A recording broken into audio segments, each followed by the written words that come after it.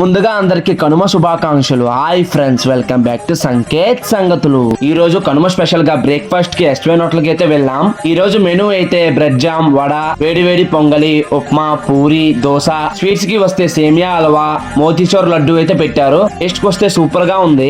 Rate cost అయితే 250 rupees charge చేశారు. చూడండి, పండగ వస్తే చాలు మా వాళ్ళతో హోటల్ మొత్తం కలకల్లాడిపోతుంది. హోటల్ పైన డెకరేషన్ చూసారా, చాలా ట్రెడిషనల్ గా ఉంది. మధ్యాహ్నం నా ఫ్రెండ్స్ తో గెటాక్స్ ఐస్ క్రీమ్స్ కి అయితే వెళ్ళాం. నేనైతే రెడ్ వెల్వెట్ ఐస్ క్రీమ్ తిన్నా. ఈవినింగ్ మన నవీన్ పులిశెట్టి అన్న యాక్ట్ చేసిన అనగనగా ఒక రాజు మూవీకి అయితే వెళ్ళాము.